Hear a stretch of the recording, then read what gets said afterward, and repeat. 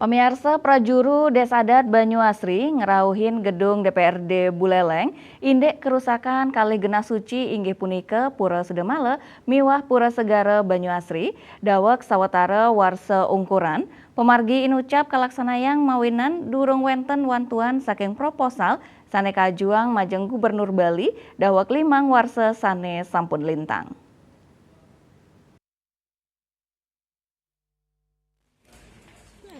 Pengrau Prajuru Desa Adat Banyuasri langsung katrima Ketua DPRD Buleleng Ketut Ngurah Arya. Klian Desa Adat Banyuasri Nyoman Mangku Widiasa Mausang, dawek sawetara warsa ungkuran kali Genah Suci ring wewidangan Desa Adat Banyuasri sampun rusak. Sadurungyane Prajuru Desa Adat sampun nanin ngirim proposal majang Gubernur Bali Wayan Koster.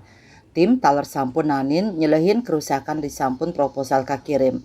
Nanging kantos mangkin wantuan durung katrima. Jauh Pak Ketua. Bagaimanapun ya kami akan mengikuti. Sehingga puru yang dulu yang sudah lama belum pernah diperbaiki, yang sekarang sudah ada yang runtuh, kemudian yang rusak. Mudah-mudahan dengan kami prajurit menghadap beliau itu bisa terakomodir. Jangan sampai seperti dulu kami dijanjikan setelah itu. Punika mawinan paiketandane ngerauhin Ketua DPRD Mang Dane Sida kuantu antuk matur majang Gubernur Bali. Ketua DPRD Buleleng Ketut Ngurah Arya Mausang pacang dikelis matur sareng Gubernur Bali.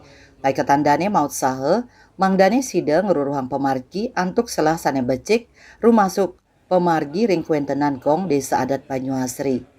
Tapi kita berusaha mana yang menjadi prioritas itu yang kita akan direct untuk kita kedepankan dulu. Mudah-mudahan juga di perubahan termasuk 2025 dan induk 2026 pemerintah bisa merancang mana yang akan diberikan dana-dana untuk sosial ke masyarakat dan sadar.